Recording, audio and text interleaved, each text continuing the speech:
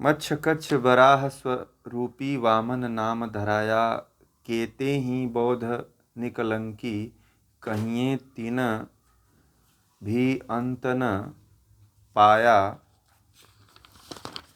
केते ही सिद्ध साधक सन्यासी, जिन बनवास बसाया, केते ही मुनिजन गोरख कहिए, तीन भी अंत न पाया।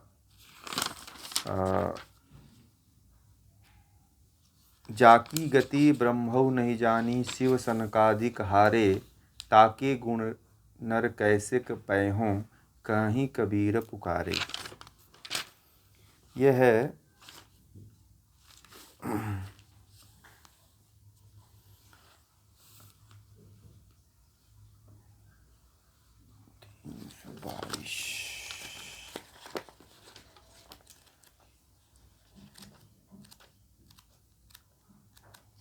बहुत ही ये भी महत्वपूर्ण अवतार की एक तरह से इसमें समीक्षा हुई है। अवतार की बात इस समय से इस पद में विशेष तरह से हुई है। तो कबीरदास जी इस पद में बताया है कि निर्गुण निराकार ब्रह्म अवतारों से भिन्न है। बहुत महत्वपूर्ण पद है ये। कबीरदास जी कहते हैं कि इस पद में जो है निर्गुण निराकार ब्रह्म जो है जितने भी अवतार हुए हैं उनसे भिन्न है। अवतार भी उसके मर्म को नहीं समझ सके। साधारण मनुष्य कैसे समझ सकता है? मतलब जो ब्रह्म है ना, ब्रह्म भी ब्रह्म के मर्म को जो अवतारी पुरुष हुए वह भी समझते समझते रह गए। कितनी बड़ी बात कबीर ने कहा है कि वह भी नहीं समझ सके। पूरी तरह से कोई नहीं ब्रह्म को जान सकता है। ब्रह्म अपने आप में इतना सर्वोत्कृष्ट है, इतना विशाल है कि उसके बारे में कहते हैं कि ये जो जितने अवतार हुए ना, जिनको अवतारी भगवान मानते हो आप लोग, ईश्वर मानते हो, परमात्मा मानते हो, ये भी उस परमात्मा को, उस ब्रह्म को, उस ईश्वर को नहीं जान पाए। बहुत जो जाने, ऐसा नहीं कि नहीं जाने। अब जैसे आप लोग भी आत्मा का साक्षात्कार करोगे तो ऐसा नहीं कि आप लोग नहीं जानोगे, आप लोग भी जानोगे। परंतु जो जानना चाहिए कि पूर्ण रूप से यदि किसी ब्रह्म को कोई, उस ब्रह्म को कोई जान जाए तो यह मुश्किल है। कोई नहीं जान पाया आज तक उस ब्रह्म को पूरी तरह से। वही बात इस पद में कहे हैं। परम प्रभु का मर्म विचित्र है, साधारण लोग जैसा समझते हैं, राम गुण न्यारो न्यारो। राम का वास्तविकता बिल्कुल अलग है। कहते हैं कि लोग इसे कहां तक समझेंगे, विवेकवान ही इस पर विचार करते हैं। साधारण लोग जैसा समझते हैं उससे वह सर्वथा भिन्न है। जो ब्रह्म है, जो ईश्वर है, साधारण लोग जैसा समझते हैं उससे सर्वथा भिन्न है वह ब्रह्म, वह ईश्वर। अज्ञानी लोग उसे कैसे समझ सकते हैं? जिनको ज्ञान ही नहीं है वो इस ब्रह्म को फिर कैसे समझ सकते हैं? वह तो ज्ञानियों के विचार का विषय है, वही उसका मर्म समझते हैं। जो ज्ञानी लोग हैं वही उसके मर्म को समझते हैं। हम जिन्हें ईश्वर का अवतार समझते हैं वस्तुतः वे स्वयं परम प्रभु का रहस्य न समझ सके। मतलब उस ईश्वर का, उस ब्रह्म का जिसको हम अवतार मानते हैं, वो लोग भी उस ब्रह्म का, ईश्वर के रहस्य को नहीं समझ पाए। कृष्ण को, योगियों को, ऋषियों को, राम को, अल्लाह को, जो आपके जितने भी सिख हैं, बुद्ध हैं, जैन हैं, ये भी नहीं जान पाए उसको। जितने अवतारी पुरुष कहलाते हैं, संत कहलाते हैं, वो लोग भी, कबीरदास जी कहते हैं कि वो लोग भी उसको अच्छी तरह से नहीं जान पाए कि वो है क्या, वो वास्तविक चीज क्या है। रामचंद्र जैसे न जाने कितने तपस्वी हुए, भगवान राम जैसे कबीरदास जी कहते हैं कि न जाने कितने तपस्वी हुए जिन्होंने इस संसार की रक्षा की, और न जाने कितने मुरलीधर कृष्ण हुए। कहते हैं कि भगवान राम के जैसे एक ही राम नहीं पैदा हुए, बहुत से राम आए और चले गए और इस धरती की रक्षा भी की। और मुरलीधर, जो मुरली को धारण करने वाला जो कृष्ण है, वह भी उत्पन्न हुए, और उनके जैसे बहुत से कृष्ण उत्पन्न हुए और वो भी चले गए। ठीक है, किंतु वे अनादि प्रभु का अंत न पा सके। जो अनादि ईश्वर है, अनंत ईश्वर है, उसका वो लोग अंत नहीं पा सके। इसी प्रकार कहते हैं कि मच्छ कच्छ बाराह रूपी वामन नाम धराया। इसी प्रकार कहते हैं कि मत्स्य, कच्छ, कच्छप, बाराह, वामन, बुद्ध और कल्कि आदि अवतार भी ब्रह्म का रहस्य न समझ सके। ये जो जितने भी अवतार हुए हैं ना, जिनको आप लोग मानते हो कि ये मत्स्य अवतार, भगवान विष्णु के कहते हैं कि ये भगवान विष्णु के मत्स्य अवतार है, ये कछुए का अवतार है, ये वाराह अवतार सूअर का अवतार है, ये वामन अवतार है, ये बुद्ध का अवतार है, कल्कि का अवतार है। ये लोग भी उस ब्रह्म के रहस्य को न जान सके। अनेक सिद्ध साधक और सन्यासी जीवन भर वन में रहकर तपस्या करने पर भी उसका मर्म न जान सके। बहुत से साधु सन्यासी जंगलों में रह रह करके तपस्या किए, तप किए, परंतु उस ईश्वर के मर्म को वो जान न पाए कि वो कौन है, क्या है, कहाँ से आया है, कैसे है, वो समझ ही नहीं पाए। बड़े बड़े मुनि और गोरखनाथ जैसे योगी भी उसका रहस्य न समझ सके। यहाँ तक कबीरदास जी सबका नाम ले रहे हैं और कह रहे हैं कि बड़े बड़े मुनि और गोरखनाथ जैसे योगी भी उसका रहस्य न समझ सके। वो इतना महान है, इतना विशालकाय है, वो संपूर्ण विश्व है, तो उसके बारे में कौन जानेगा। तो उसके बारे में और उसके रहस्य को कोई समझ न सका।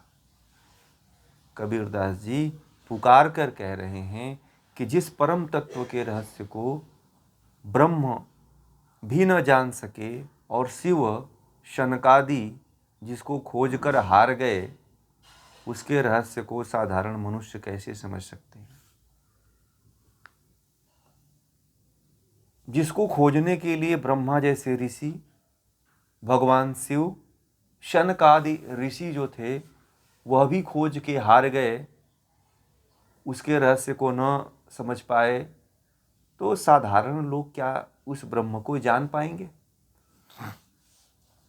आप लोग तो अभी घर से निकले ही नहीं हो।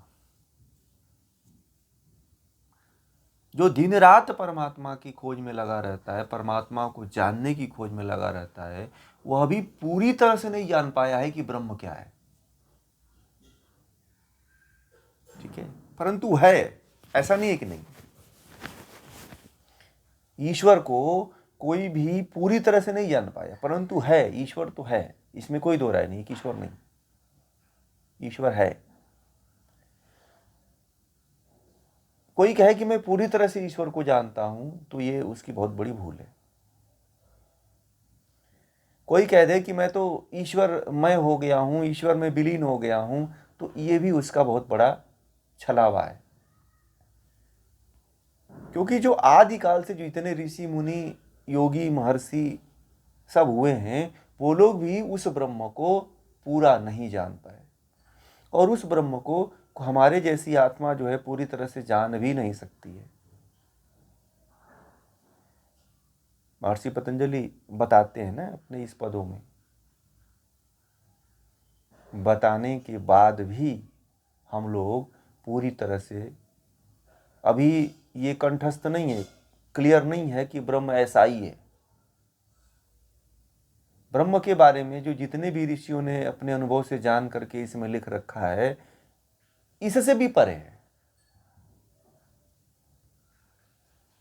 ठीक है, उस ब्रह्म को ये देवी जितने भी साधु संत देवी देवता हुए हैं, ये लोग भी बहुत अच्छी तरह से उस ब्रह्म को नहीं जान पाए। तो हमारी और आपकी तो बात ही क्या है, कुछ है क्या? हम लोग किस खेत के मूली हैं? हमें तो कुछ, अभी हम लोग निकलती हुई, खेत से निकलती हुई एक छोटी सी कली है, जिसका पता नहीं है कि ये कली खिलेगी भी कि नहीं खिलेगी, कहाँ तक हम यात्रा कर पाएंगे कि नहीं कर पाएंगे, बीच में तो नहीं छोड़ देंगे, है ना? या किसी दूसरे के प्रभाव से कहीं बह न जाए, प्रभावित न हो जाए, ऐसा भी है। जिस रास्ते पे आप लोग चल रहे हो, बहुत से लोग आते हैं मेरे साथ, जो है बहुत से लोग आए, मैं बताऊंगा आप लोगों को, परंतु बहुत कम लोग टिके उसमें से। और टिके तो जो अभी टिके हुए हैं लोग, बहुत से ऐसे हैं जो टिके हुए हैं, परंतु जिनको ज्ञान नहीं था, वो लोग बेचारे फिर रास्ते छोड़ करके उसी रास्ते पे चले गए जिस रास्ते पे पहले थे। तो मैंने कहा कि मुझे बड़ा दया आई, कहे कि मैं परमात्मा से अभी भी बिछड़ गया, मुझे लग रहा है कि अब कितने जन्म बिछड़ेगा, भगवान इसके ऊपर कुछ कृपा करना। जैसे कलयुग दर्शन में पढ़ाया था ना परसों नरसों, कि पहाड़ पे चढ़ कर के देखने के बाद संसार के नीचे के लोग लगते हैं कि कीड़े मकोड़े दिखते हैं, उसी तरह से वो मुझे दिखाई देने लगे। बाद में उसमें से बहुत से लोग आए तो बोले कि नहीं नहीं, हम गलत जगह भटक गए थे। जिस नाच को और गाने को और कथा को देख करके हम प्रभावित होकर के, या फिर उस देवी देवता के प्रति हम प्रभावित होकर के गए थे, उसका प्रभाव 2-4-10 दिन में ही मुझे दिख गया। और मुझे आकर के सब बताने लगे कि ऐसी ऐसी बातें हुई।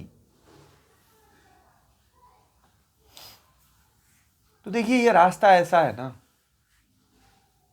कि जो स्वयं अपने आप से निकला है वही चल पाता है। ठीक है, ऐसा ना हो कि आप लोगों को जो ये ज्ञान दिया जा रहा है, जब तक बल्ब जल रहा है तभी तक उजाला करना आप लोग, ऐसा नहीं है ना। जब तक दिए में तेल है तब तक जलती रहेगी, दिए का तेल खत्म हो गया तो फिर बुझ ना जाए। समझ रहे हैं ना आप लोग? कहीं आप लोगों के भी जीवन में ना ऐसा हो, क्योंकि फिर अब पता नहीं कितने जन्म आपको लग जाएंगे इस पृथ्वी पे। समझ रहे हैं? इतना तप करके, इतना तपस्या करके, फिर उस ब्रह्म का साथ छोड़ देना, दुनिया का सबसे बड़ा हाथ छूटना कहते हैं। ईश्वर का साथ पकड़ना और ईश्वर को पकड़ना, ये बहुत बड़ी पकड़ होती है संसार की। सबसे बड़ा सौभाग्य तो आपका ये है कि आप लोगों ने ईश्वर का साथ पकड़ा है।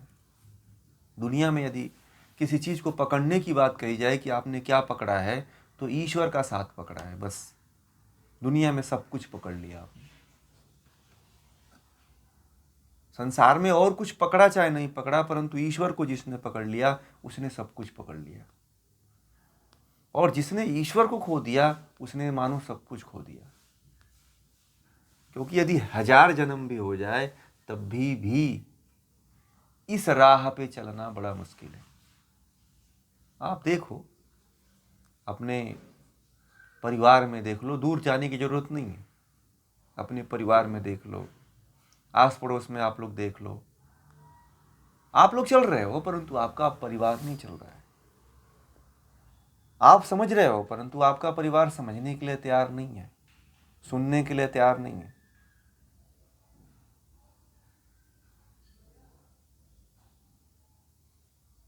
मैं कहता हूं कि तर्क करो ना, आकर के आप इस पे तर्क करो।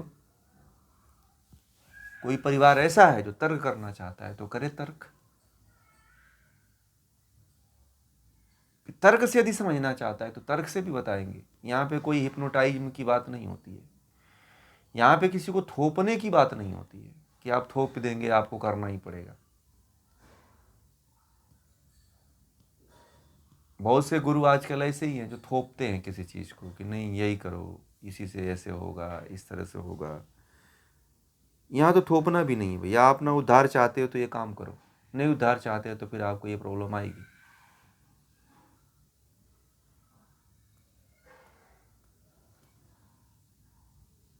है कि नहीं?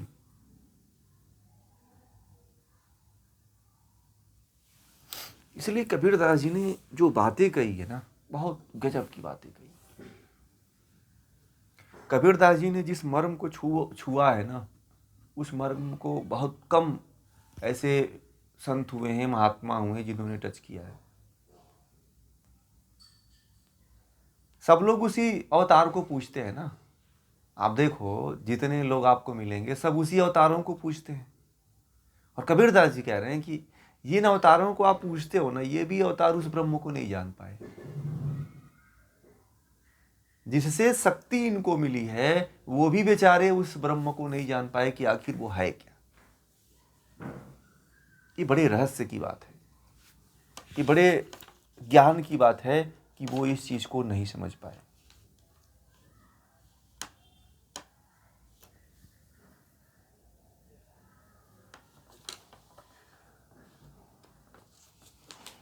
क्या कहा जाए इस संसार का और ये लोगों का।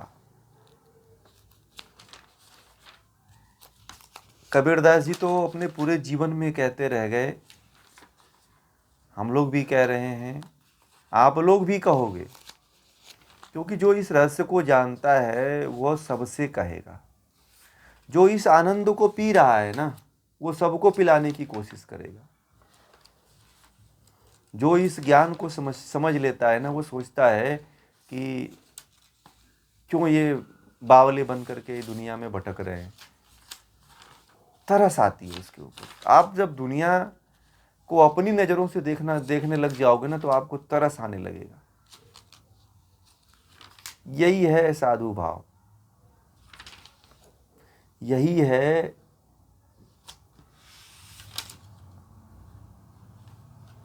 है ज्ञान मार्ग, यही है ब्रह्म मार्ग। संसार आपको हर क्षण जो है लगेगा कि ये संसार के लोग पता नहीं किस दुनिया में कौन से किसके चक्कर में आ गए, किसके चक्कर में आके मरे जा रहे हैं।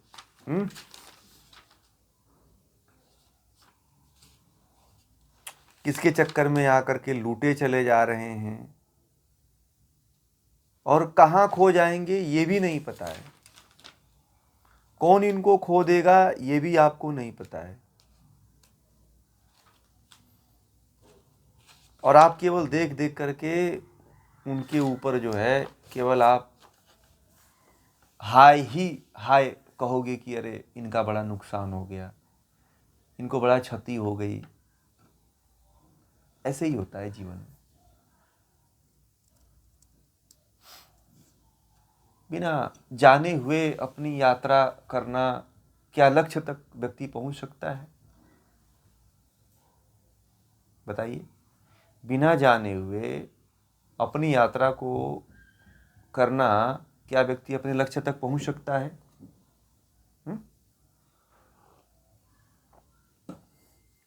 जानना किसको है? आखिर किसको जानना है?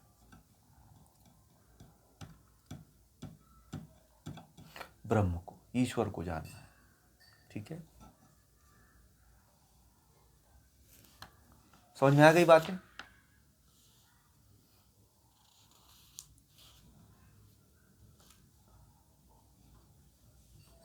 नहीं, जाना है। यहाँ पे बात ऐसा नहीं कि कोई जाना ही नहीं है, जाना है, पूर्ण तरीके से नहीं जाना है। कहने का मतलब ये है, ऐसा मत आप समझिएगा कि कोई जाना ही नहीं है। जाना है, परंतु पूर्ण तरीके से जो जानना चाहिए वो नहीं कोई जाना है। यहाँ तक कि कबीर भी नहीं जाने इस चीज को। ब्रह्म को पूरी तरह से कोई जान ही नहीं पाया। इसीलिए आपने नहीं अनुभूत किया है, बहुत हद तक जाना है। जैसे कि भगवान शिव हैं, ब्रह्मा है, विष्णु हैं, आप देखे होंगे इनकी प्रतिमाएं जो होती हैं ध्यान में मग्न होती है। इनसे कई ऋषियों ने पूछा आकर के कि प्रभु आप किस ध्यान में मग्न रहते हो, तो कहे कि उस निराकार ब्रह्म के आनंद में मग्न रहते हैं। परंतु जितना उसकी गहराई में डूबते हैं फिर और डूबते चले जाते हैं, फिर भी पूरा पार नहीं पार पाते हैं कि ये कितना बड़ा है। वो जो ब्रह्म का आनंद है ना, इतना विशाल है कि फिर व्यक्ति उसकी गहराइयों में उतर जाता है तो जानने की कोशिश करता है परंतु नहीं पहुंच पाता है। मतलब उसकी विशालता की बात है, समझ रहे हैं? वो इतना विशाल है, इतना विशाल काय है कि उसके बारे में जानना मुश्किल है। समझ रहे हैं? कहने का मतलब कबीर के ये है कि उसकी विशालता को कोई नहीं जानता।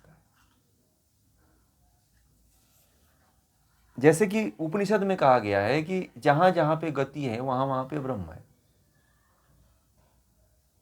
ठीक है?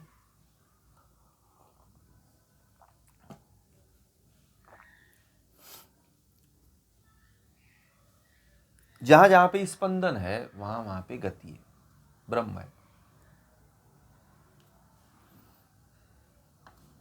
तो ब्रह्म को जानने के लिए आवश्यक यह है कि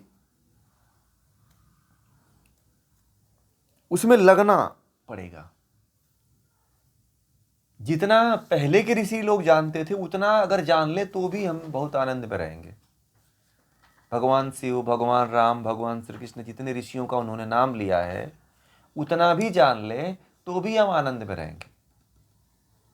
यहां पे तो कबीर पूरे जानने की बात कर रहे हैं, ठीक है ना? यहां पे जो कबीरदास जी कह रहे हैं वो पूरी तरह से जानने की बात कर रहे हैं, परंतु पूरी तरह से ब्रह्म को कोई जान ही नहीं पाया। असल में बात बताऊं, ये कबीरदास जी इसको कह रहे हैं। ऐसा नहीं है कि राम ने नहीं जान पाया, गोरक्षनाथ जी नहीं जान पाए और केवल कबीरदास जी ब्रह्म को जाने, ऐसा तो नहीं हो सकता है ना। कहीं कहीं पे इसमें आप लोगों की पुस्तक में तो इन्होंने यही कहा है कि ब्रह्मा विष्णु नहीं जान पाए। ये गलत व्याख्या है।